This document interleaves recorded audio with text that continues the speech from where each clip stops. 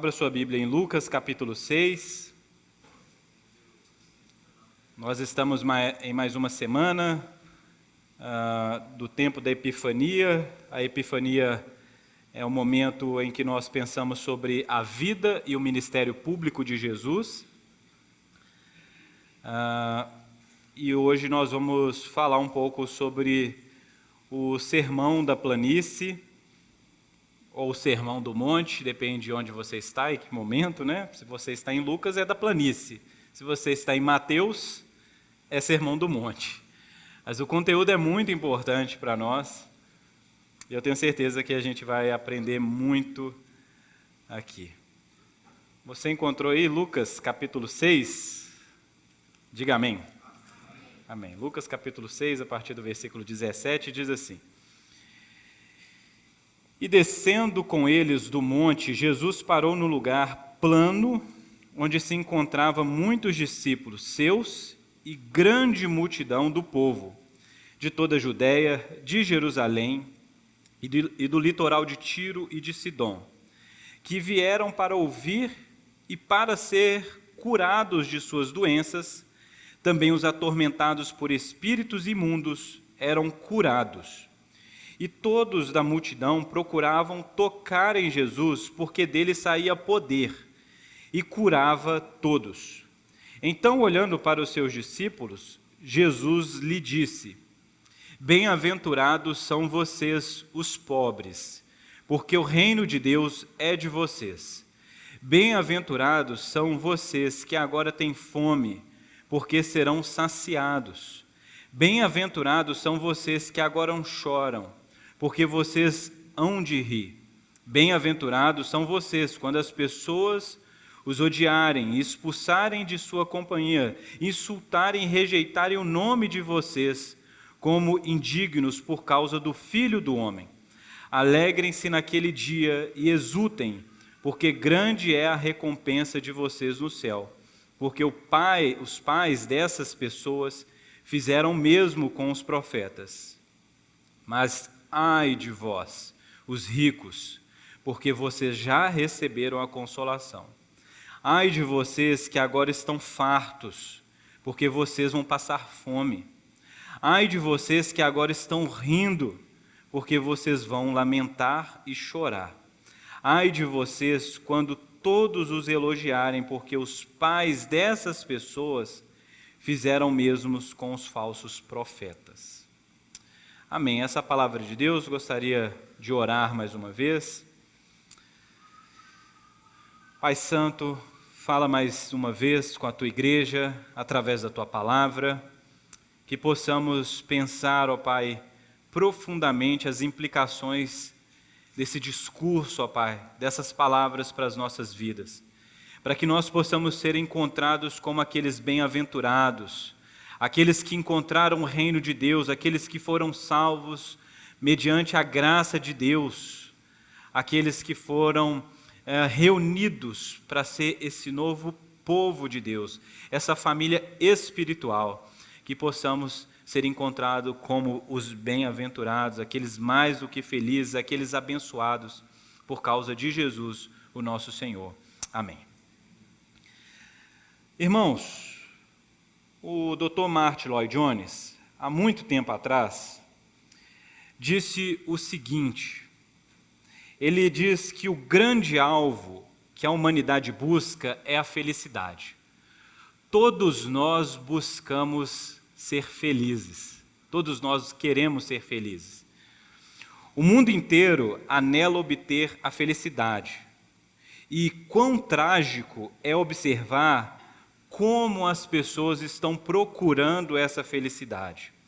A vasta maioria, infelizmente, busca de tal modo que essa busca só produz o infortúnio. Qualquer coisa que, mediante a aparição de dificuldades, meramente torna essas pessoas infelizes. Essas pessoas que buscam felicidade, quando surgem as adversidades da vida, essas simples adversidades tornam essas pessoas infelizes. E por mais que elas obtenham essa felicidade por curto prazo, né, as suas conquistas, aquilo que elas acham que vão preencher elas, logo essas coisas também acabam intensificando a miséria e os problemas que elas enfrentam. É aí que entra o caráter totalmente enganador do pecado, porque o pecado, ele sempre oferece felicidade. No entanto, o que ele acaba entregando é infelicidade, infortúnio e condenação final. As pessoas são, na sua busca por felicidade, são seduzidas pelo pecado, e o pecado leva essas pessoas a ruínas. Então, o Sermão do Monte, ele é uma resposta de Jesus a essa busca desenfreada do ser humano por felicidade. Ele diz que mais do que felizes, ou seja, bem-aventurados ou abençoados, são aquelas pessoas que, segundo os padrões do mundo, não têm.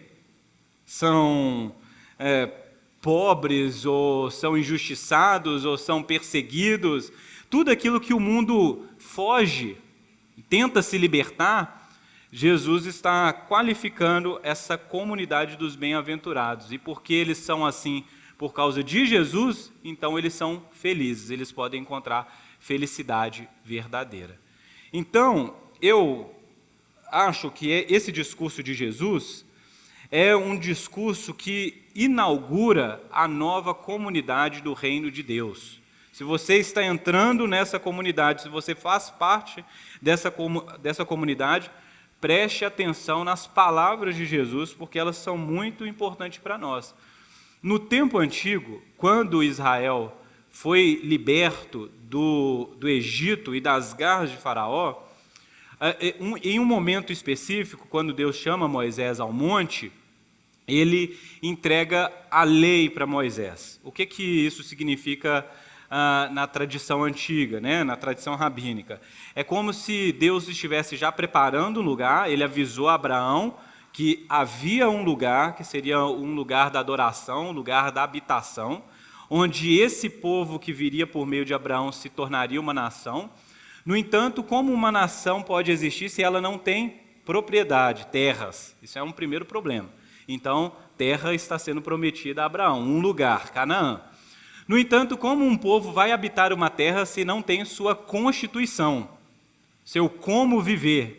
O que fazer? Como esse povo se mantém organizado, distinto? Como ele vive de maneira peculiar, singular? Né? Então Deus entrega a sua lei a Moisés. E naquele monte, o monte onde Deus, o Monte Sinai, onde Deus entrega a sua lei, ele está dando a sua legislação para que aquele povo possa viver.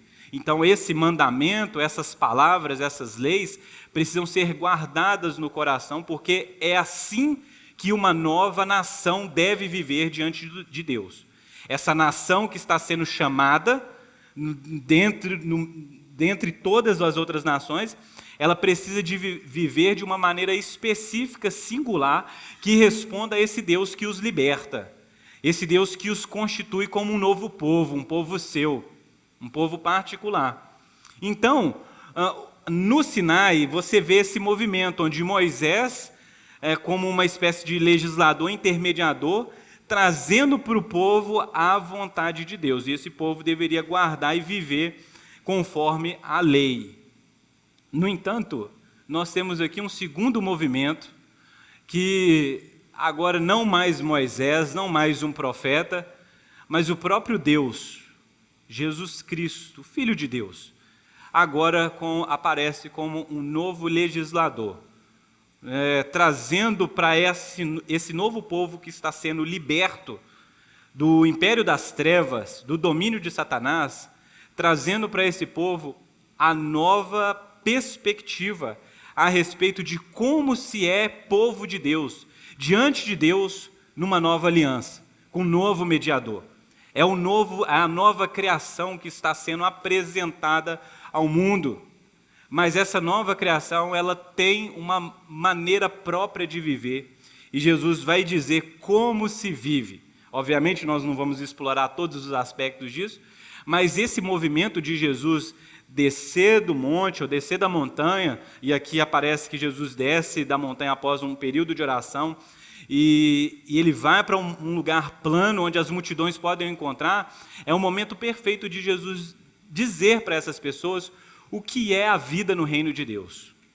Agora que você foi salvo, agora que você foi chamado, agora que Deus o libertou, como se vive no reino de Deus, o que se espera, qual é a experiência do novo nascimento, qual é a realidade dessa nova criação.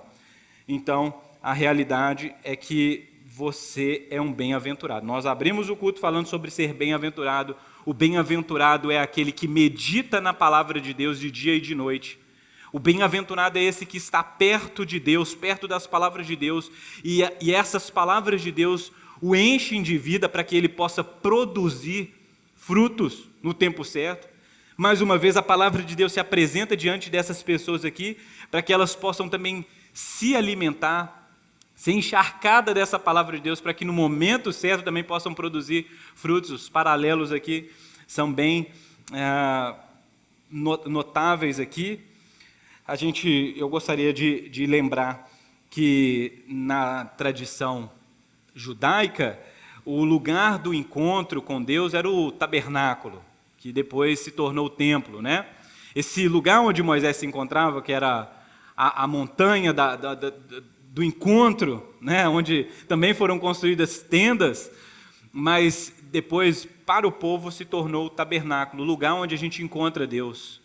O lugar onde nós esperamos que Deus aceite o nosso culto, o lugar onde Deus aceita as nossas ofertas e declara sobre nós a sua paz, declara sobre nós o seu perdão, declara sobre nós a reconciliação.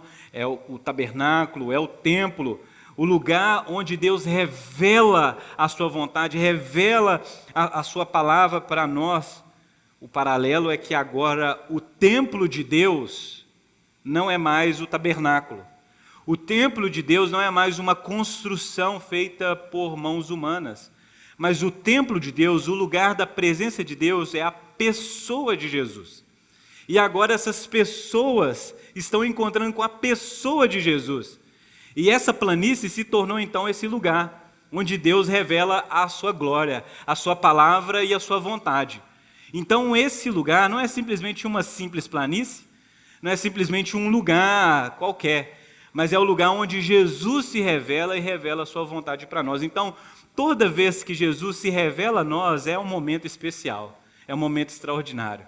É um momento, toda vez que a Bíblia é aberta e nós podemos, através das Escrituras, nos encontrar com o Jesus que fala, é um momento especial e nós devemos esperar uma manifestação de Deus. Primeiro, a manifestação que tem a ver com o seu ensino, porque se você perceber bem, quando a multidão do povo da Judéia, de Jerusalém, de Tiro e Sidom, vem para encontrar Jesus, eles vêm primeiro para ouvir Jesus e também para ser curado. É que se esperava que Jesus ia falar. Quando se ia ao encontro de Jesus, se esperava que Jesus ia falar. Ele tinha algo a dizer. Por isso que quando nós estamos aqui numa reunião pública, quando uma Bíblia é aberta, seja num pequeno grupo, seja no discipulado, se espera que Jesus fale. Porque se Jesus falar, nós podemos ser bem-aventurados, nós podemos encontrar a nossa felicidade. Inclusive, nós podemos ser curados. Nós podemos ser conciliados com a nossa saúde, seja ela espiritual, psicológica ou física. Nós devemos esperar que Jesus nos ensine e que seu ensino reverbere em todas as áreas da nossa vida. Vocês estão entendendo? Então isso é muito importante para nós, porque as pessoas estão vindo para o encontro com Jesus, e essas pessoas estão vindo primeiro para ouvir de Jesus e também para serem curadas de suas doenças. Obviamente, Jesus andava por toda a parte, realizando milagres, sinais, maravilhas, curando pessoas de suas doenças físicas.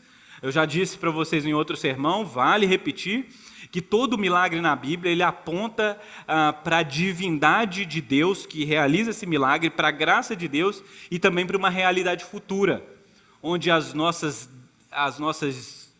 debilidades, as nossas dificuldades, nossas doenças, todas elas serão sanadas. Novos céus e nova terra é Deus redimindo toda a criação, onde Ele tratará onde Ele já começou a tratar na cruz sobre o pecado, e os efeitos do pecado serão totalmente extirpados da realidade. Percebe bem? Ontem eu estava falando com o nosso irmão Richelli ali, sobre o óculos dele, que é muito bonito, entendeu? Mas o óculos, ele existe por causa de uma degeneração das nossas vistas. Pense bem, entendeu? A gente não foi criado para você usar óculos. Eu sei que hoje em dia é moda, não é? Tem gente até que não tem problema de vista e coloca um óculos para ficar parecendo mais intelectual, né? Mas a verdade é o seguinte, isso aqui é um problema que nós temos. Você está entendendo? Vista, o joelho doendo, as costas, a lombar, ai meu Deus, estou com um problema na lombar. Isso tudo é consequência do pecado. O pecado, que é sim um problema espiritual, tem consequências naturais, físicas. E o pecado afetou não só a condição espiritual humana, mas a realidade como um todo. Então, todos esses problemas que você vê aí são consequências do pecado. No entanto, quando Jesus realiza um milagre, Ele está dizendo o seguinte: experimente aquilo que todos experimentarão no novos céus e nova terra. Entendeu? É como se nesse maravilhoso e grandioso dia da manifestação, da epifania de Deus, todos nós seremos curados de todas essas zicas que a gente tem aí. Entendeu?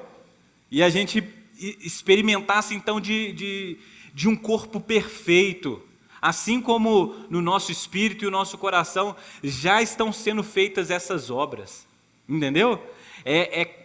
Aquilo que espiritualmente já está sendo transformado, começasse a ser visto pelos nossos olhos. Então, tem gente que tem medo e não deseja novos céus e nova terra, como a gente cantou aqui hoje, vem Jesus, Maranata, hora vem o Senhor Jesus. No entanto, esse dia será maravilhoso, será um dia de grande alegria para todos nós, onde nós experimentaremos o que é ser humano completo e perfeito, como Deus havia criado no início. Então Jesus curava as pessoas. As pessoas vinham para serem curadas. No entanto, tem algo que é interessante no texto, é que também os atormentados por espíritos imundos eram curados. Pessoas que eram atormentadas, estavam adoecidas por espíritos imundos. Isso é uma coisa que nós não falamos muito aqui, mas olha o poder do Evangelho. É que muitas pessoas, no momento presente, são atormentadas por espíritos imundos. Pessoas que estão doentes por influências malignas. E eu não estou falando aqui que todas as pessoas que estão doentes, elas estão endemoniadas, não estou falando de endemoniado. Eu estou falando que muitas pessoas são afligidas por espíritos malignos, no nosso presente momento, assim como era no tempo de Jesus. E às vezes a gente acha que essas coisas não existem mais. No entanto, elas são reais. Mas, se Cristo falar, mas se o Evangelho for pregado, mas se Jesus for compartilhado, pessoas podem ser curadas. Pessoas podem ser libertas. Os oprimidos podem ter as suas algemas desfeitas. Existe um poder espiritual no Evangelho. Apesar disso que eu estou dizendo, parece ser uma coisa redundante, vale a pena dizer de novo. O Evangelho é poderoso para libertar pessoas que são oprimidas por demônios, por espíritos malignos. Obviamente, eu tenho uma esposa psicóloga, minha esposa psicóloga, e nós sabemos que muitos problemas, doenças, por exemplo, existem, a Natasha também, e outras pessoas aqui, existem doenças psicológicas. doenças que são causadas por traumas, comportamentos e uma série de coisas que também são causadas por questões biológicas, degenerativas, como eu acabei de dizer. Não está funcionando corretamente o neurônio, você não está suplementando certo uma vitamina. Nós sabemos dessas coisas também. No entanto, há também aquelas outras pessoas que são atormentadas espiritualmente. Lembre-se disso. O Evangelho ajuda tanto com uma coisa, e ele é cura para essa coisa natural, física, mas é também poderoso para libertar as pessoas de espíritos imundos, espíritos malignos aqui. Não esqueça disso. Há situações que você vai viver na evangelização, no trato com as pessoas não cristãs, que claramente há ali influências malignas. E às vezes a gente esquece disso, principalmente dentro dessa bolha reformada nossa aqui. A gente esquece que existe essas coisas. Não oramos, não lidamos com as coisas de maneira espiritual, não lidamos com as coisas pela ferramenta da palavra de Deus. E aqui nós somos lembrados e não podemos ignorar esses versículos aqui. Essa é a graça da pregação expositiva, é que você não pode pular as coisas, você não pode escolher o que pregar. Então, as pessoas se encontravam com Jesus para ouvirem, elas eram curadas de problemas físicos e também eram curados dos tormentos que eram causados por espíritos imundos, e eles eram curados. Então, que poderoso é estar na presença de Jesus. Então, além disso, toda a multidão, e eu também seria uma dessas pessoas, porque nós estamos diante do templo de Deus, nós estamos diante do monte do Senhor, o próprio Jesus. Eu quero tocá-lo, eu quero uma experiência completa, eu quero viver. As pessoas estavam buscando de alguma maneira e elas viam que de Jesus saía poder. No entanto, Jesus, olhando para os seus discípulos, e eu imagino Jesus olhando para os seus discípulos também vendo a multidão, ele diz algo que é interessante. Bem-aventurados são vocês. Essa palavra bem-aventurado é uma expressão grega que é Macário, ou Macários, no meu dicionário lá, o Emerson. A gente tem que casar os negócios, perguntar antes para o Emerson, né? Mas a expressão que pode ser isso, parece Macários, né? Ela aparece 55 vezes no Novo Testamento. A expressão bem-aventurado, né? Abençoado, feliz, né? Felizes são vocês. Ela aparece muitas vezes no Novo Testamento. O que eu quero dizer? É que uma coisa que é enfatizada tantas vezes não pode ser ignorada. Na Bíblia, ela usa esses recursos, né? Ou algo é falado várias e várias vezes, para que você não se esqueça, ou ele aparece de uma única forma ali e especial. No entanto, a gente vê essa palavra aparecendo várias e várias vezes para descrever os eleitos, aqueles que creram, a igreja, bem-aventurado. E o que significa ser bem-aventurado? É isso, é uma pessoa mais do que feliz, mais que uma pessoa plena, uma pessoa abençoada, uma pessoa que tem tudo. É como se alguém simplesmente houvesse encontrado um tesouro e agora essa pessoa tem tudo. Ela está cheia. Mas bem-aventurado do quê? Bem-aventurado de Deus. Bem-aventurado do reino. Cheia das promessas do Evangelho. Por quê?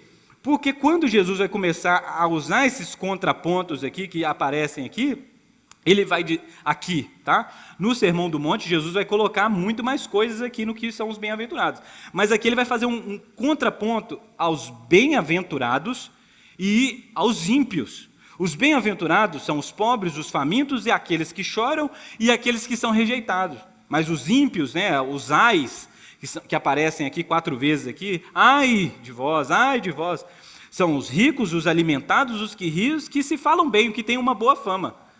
Mas pense bem, você não gostaria de ser essa pessoa que é rica, que é bem alimentada, É bom você ser bem alimentado. Às vezes eu chego aqui na igreja, aqui, como eu já acordo na correria, eu sempre tomo café aqui na igreja, eu chego morrendo de fome. E eu fico feliz quando eu estou bem alimentado e não quando eu estou com fome. Mas Jesus está dizendo, ai de vocês, os bem alimentados, os fartos. Ai de vocês que riem, quem não gosta de rir? Quem não quer estar sempre alegre, sorridente, mas ai de vocês. E ai de vocês que têm uma boa fama. Mas quem não quer ter uma boa fama? Então, para entender isso, a gente só pode partir do princípio de que Jesus está fazendo uma contraponto entre a felicidade dessa nova comunidade do reino de Deus e a felicidade do mundo. Então Jesus está deixando isso claro aqui para você, até para você que escuta o que eu estou dizendo aqui, possa alinhar o seu coração e, de novo, onde você está buscando felicidade? Onde você está buscando propósito, ser completo? A sua alegria, ela é completa quando o que acontece? Quando os padrões do mundo são satisfeitos em sua vida ou quando os padrões de Deus são satisfeitos em sua vida? Isso é um divisor de água e todo cristão precisa saber disso. Bem-aventurado é essa pessoa, e é uma boa notícia. Olha como isso é uma boa notícia. Porque ela responde todos os nossos anseios. Você quer ser feliz? Você quer ser bem-aventurado? Você quer ser abençoado? Então, seja esse tipo de gente aqui, que recebe a dádiva do Evangelho como esse tesouro que a gente encontrou. Onde cada um de nós, ao encontrar Jesus, ao se encontrar de Jesus, diz, eu tenho tudo e nada me falta. Eu tenho tudo, eu encontrei com Jesus e nada me falta. Ele é a minha riqueza. Por isso eles podem ser pobres, por isso eles podem estar chorando. Por quê? Porque essas coisas nesse mundo são temporais. Como diz Paulo em 2 Coríntios capítulo 4, versículo 18, por isso nós não desanimamos. Pelo contrário, mesmo que o nosso ser exterior se desgaste, o nosso ser interior se renova dia a dia, porque a nossa leve e momentânea tribulação produz para nós um eterno peso de glória, acima de toda comparação. Então não se compara a alegria que está prometida a nós com os sofrimentos presentes, com a falta presente, com a perseguição presente. Nada disso se compara. Na medida em que não olhamos para as coisas que se veem, mas para as coisas que não se veem. Porque as coisas que se veem são temporais, mas as coisas que não se veem são eternas. Então, onde estão os olhos do cristão? Está no reino de Deus. Os olhos do cristão estão naquilo que é prometido no novo céus e nova terra, a qual nós já experimentamos no novo nascimento, mas que nem sempre, fisicamente, nós temos algo aqui que fala assim, não, eu tenho tudo aqui. Pelo contrário, muitos de nós temos faltas em muitas áreas das nossas vidas. É como se para o mundo nós estivéssemos sempre incompletos. E alguém está tentando te completar. Com um celular, com uma roupa, com um status, com um cargo. Você percebe? Com uma viagem. É como se a sua felicidade, ela só fosse feliz quando você fosse visitar aquele lugar. Ou quando você tivesse aquele bem específico. Ou quando as pessoas te reconhecessem por aquilo. No entanto, você não precisa ficar refém de nenhuma dessas coisas, porque se você tem o Evangelho, você tem tudo. Percebe bem? Então você não precisa andar pelo que você vê, mas pelo que você não vê. No entanto, lhe é prometido nas Escrituras Sagradas. É a glória que há de ser revelada. Então imagina se você se torna esse tipo de gente, mais do que feliz você será. Mas é a declaração de Jesus. Mesmo que você não esteja se sentindo bem-aventurado, por mais que você não esteja se sentindo feliz nesse culto, Jesus está dizendo, bem-aventurado, abençoado é você, porque recebeu o Evangelho, porque recebeu o maior tesouro que é Jesus. Bem-aventurado é você. Você não precisa estar sentindo isso agora. Isso é uma declaração de Jesus sobre você. É uma realidade das pessoas que foram acrescentadas a essa comunidade do reino de Deus. É uma realidade dessa nação que está sendo constituída não mais no Sinai, mas agora no Monte Calvário, através da cruz de Jesus. Está vendo? É uma coisa extraordinária. Então, o que nós precisamos é nos convencer. E eu espero que, e se espera, né, que o Espírito Santo faça isso por nós, não é isso? Nos convencer da obra do Evangelho, para que nós possamos, de fato, com a nossa boca confessar e com o nosso coração crer que nós pertencemos a esse reino do nosso Salvador, Senhor Jesus, a essa nação, essa nova realidade. Por isso que a gente está falando de uma relação de fé aqui. Esse mesmo tesouro é o tesouro que nos leva a limpar o nosso coração, a viver como pacificador, a viver como perseguidos, a ser insultado, injustiçado por causa do Evangelho e permanecer.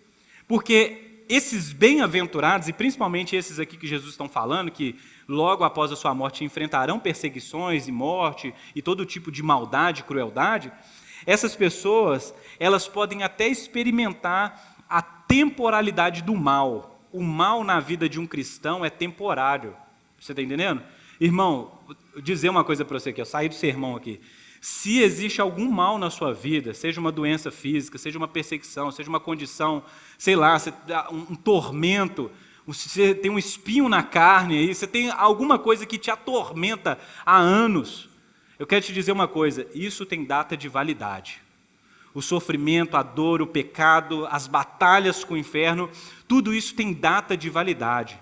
Dentro de pouco tempo nós experimentaremos novos céus e nova terra, e não haverá mais essas coisas, isso ficará para trás.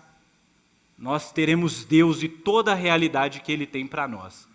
Então lembre-se disso. Quando você estiver sofrendo, quando alguma coisa estiver lá, eu mesmo, né, eu acho que eu já falei isso algumas vezes, quando eu sou surpreendido por alguma enfermidade, fico gripado, sabe aquela gripe que só nós homens experimentamos, aquela febre que é uma tormenta quase que do inferno contra nós, que nós pedimos socorro da nossa esposa, por favor me ajuda, e aí a esposa vê 37 e pouco, meu amigo. Lá na minha cama, no meu leito, eu fico clamando com vitória. Isso é temporal, tem data de validade, logo, logo vai acabar e eu não passarei mais por essa humilhação. Não é isso? Mas, voltando, nós experimentamos o já e o ainda não de Deus. Nós já podemos nos alegrar, nós já podemos ter essa felicidade. Inclusive tem um cara aí na internet que era crente, agora não é mais crente, que era famoso, que disse que Jesus não é tudo, não é essa felicidade toda que é prometido para ela. Que trágico uma pessoa chegar nessa conclusão, de que Jesus não é suficiente para nos preencher ou trazer alegria. Porque há anos eu escuto isso de cristãos mais velhos, e tenho experimentado isso na minha vida há muito tempo, de que Cristo é o meu maior tesouro e a minha felicidade, de que Ele me preenche como nenhuma outra coisa nesse mundo tem a capacidade de me preencher, de que eu sou amado por Deus, eu fui salvo por Deus. Você tem noção do que isso significa? Que de dentre bilhões de pessoas, Deus fez com que as coisas fossem convergindo para que você pudesse estar diante de Deus, diante de Jesus, que fala e que curou as nossas enfermidades espirituais. Cara, isso é o dia mais feliz da nossa vida. Essa realidade, essa certeza nos preenche, o que nos faz ter uma fé inabalável. Então, sim, tem dia que eu não estou com essa bola toda. Tem dia que eu não estou consciente disso tudo. E é por isso que eu preciso ouvir o Evangelho mais uma vez. Por meio dos meus irmãos, por meio da leitura bíblica, por meio de livros, por meio de uma música. Eu não sei. Eu sei que quando eu escuto o Evangelho, a minha alegria é revigorada. Eu me sinto mais do que abençoado, um bem-aventurado. E eu espero que você saiba disso, que há poder no Evangelho, que é uma boa notícia sim pertencer a essa comunidade espiritual, salva, conquistada por Jesus, comprada pelo sangue de Jesus. Bem-aventurados são vocês os pobres, porque o reino de Deus é de vocês. Bem-aventurados são vocês que agora têm fome, porque serão saciados. Bem-aventurados são vocês que choram, porque vocês vão de rir. Vocês encontrarão felicidade, mas ai de vocês, os ricos, porque já receberam a consolação. Ai de vocês que agora estão fartos, porque vocês vão passar fome. Ai de vocês que agora estão rindo, porque vocês vão lamentar e chorar. Ai de vocês que são elogiados. O que Jesus está dizendo aqui? Que é pecado ser rico? Que é pecado estar com a barriga cheia? Que é pecado rir? Jesus está dizendo que isso é pecado, que isso é errado? De maneira nenhuma. O que Jesus está dizendo é o seguinte, que algumas pessoas, ao se encontrarem com Jesus, rejeitaram Jesus e o seu evangelho. Algumas pessoas, ao ter a oportunidade de pegar todo esse tesouro que é oferecido de graça, rejeita isso para, não na realidade espiritual, mas na física, ter tudo.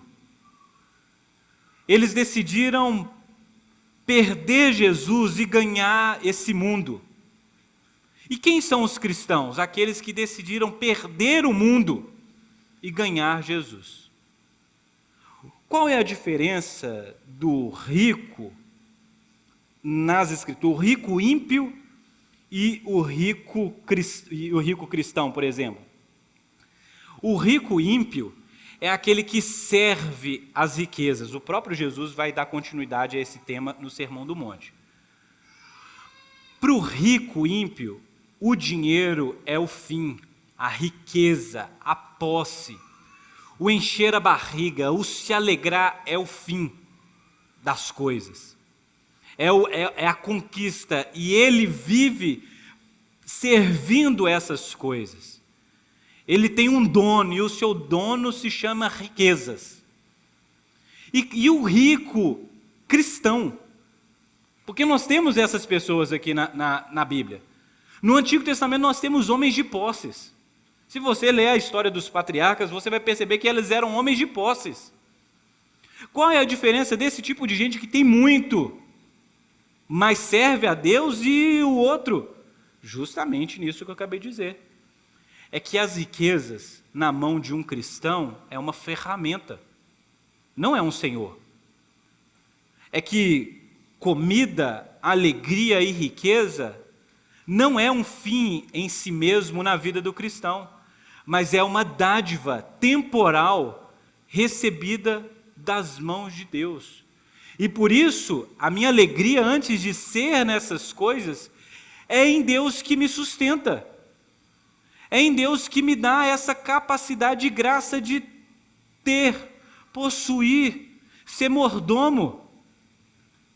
Então, se Deus é o dono de tudo o que eu tenho, seja minhas riquezas, seja o que eu como, seja a cama que eu deito, seja das minhas alegrias, se Deus é o dono de todas essas coisas, então eu sou um pobre. Porque no reino de Deus todos nós somos pobres. Nós decidimos e nós abraçamos não ter nada nesse mundo porque tudo pertence a Deus, então logo nós já não temos. Os ricos que nós dizemos, eu sou rico, uma pessoa que tem muito dinheiro, um cristão que tem muito dinheiro, ele deveria ter essa consciência de que tudo que ele tem não é dele. Logo, se não é dele, ele é um pobre. Bem-aventurado ele é. Porque sendo mordomo, não usurpou, não disse, não pegou aquilo para ele, não se apegou a essas coisas. E por isso sempre tem as mãos livres, porque pertence a Deus. Então essa coisa que a gente abraçou nesses últimos séculos, de que é minha propriedade, e olha que eu não estou pregando aqui comunismo não, gente, pelo amor de Deus, me ajuda aí. Mas essa coisa de que a gente fala assim, é meu, eu preciso ter isso aqui, é meu. Você precisa ser convertido ao Evangelho de dizer, é de Deus.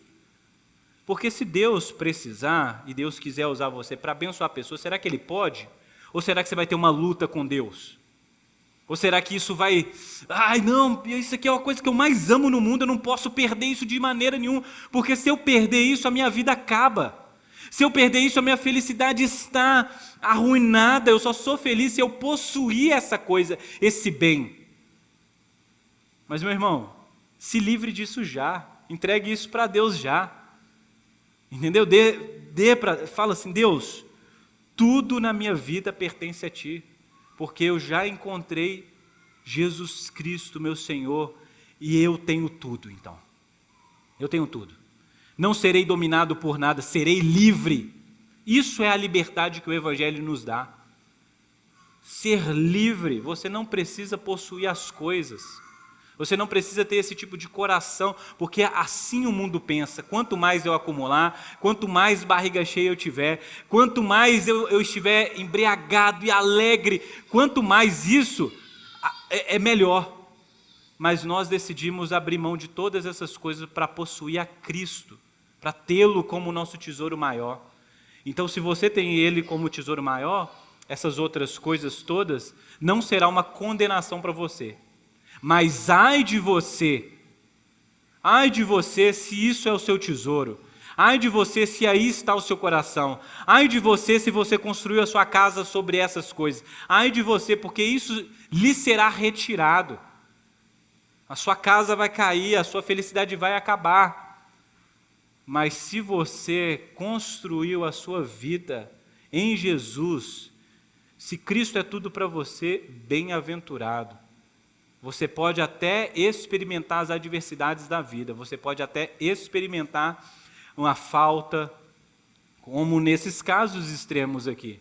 É difícil você olhar para esse texto aqui, porque nós vivemos num tempo de conforto. Quantos de nós aqui podemos dizer verdadeiramente, eu sou pobre e não tenho as coisas?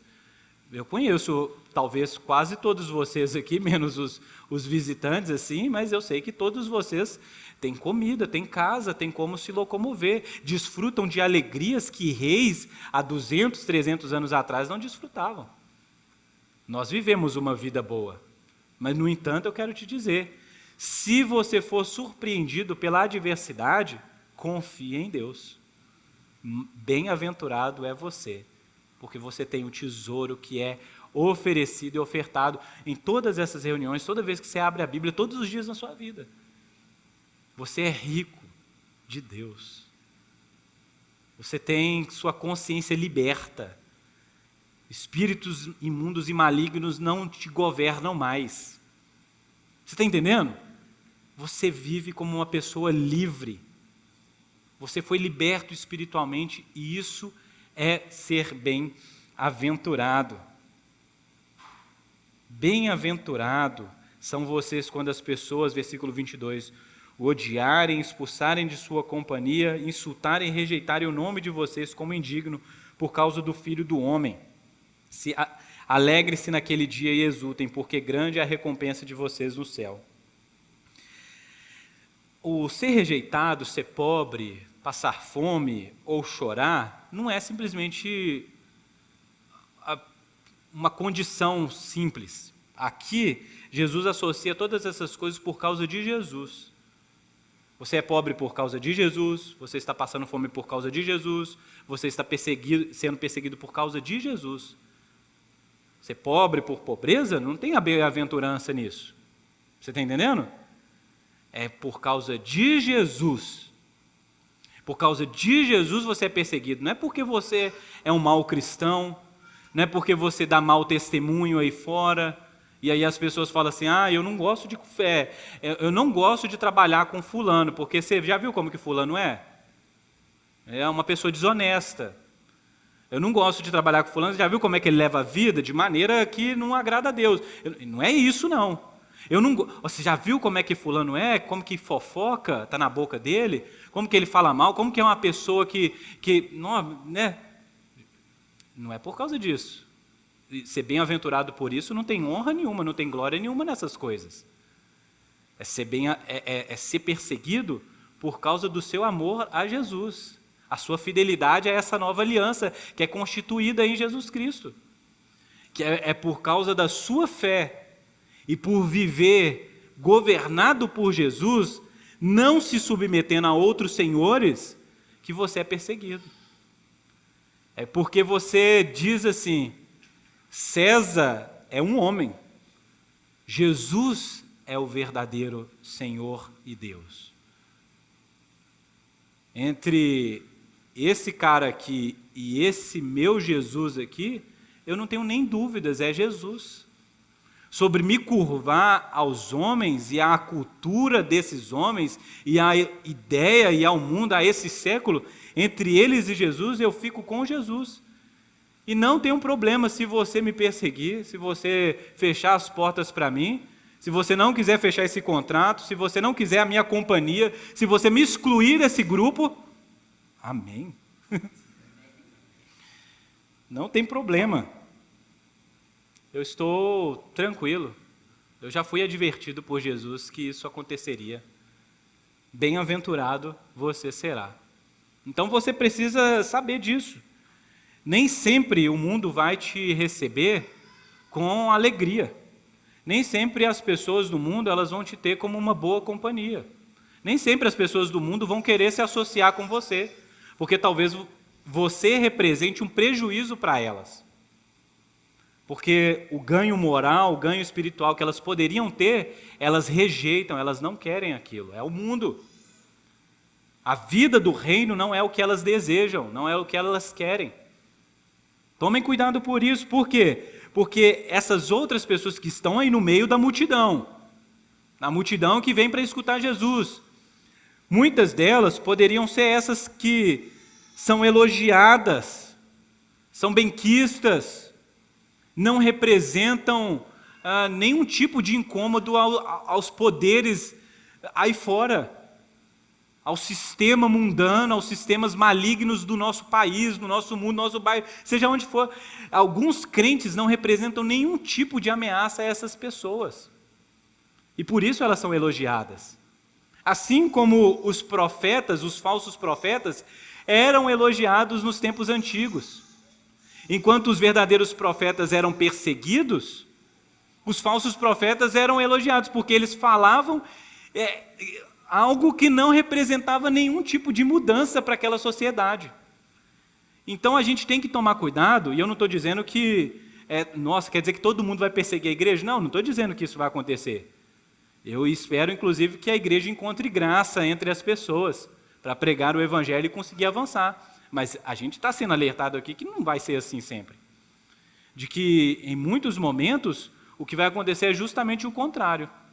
E tomar cuidado se o mundo te aplaude demais.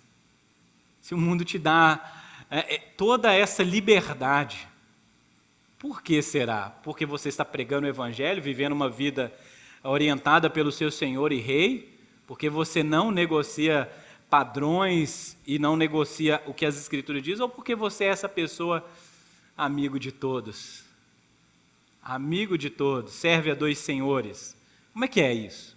Então a gente precisa estar com os nossos olhos abertos, para que assim como as afirmativas de bem-aventurados de Jesus eram afirmativas, eram declarações do que era a realidade, para que a gente também não tenha essa outra declaração de Jesus: ai de vocês, ai de vocês.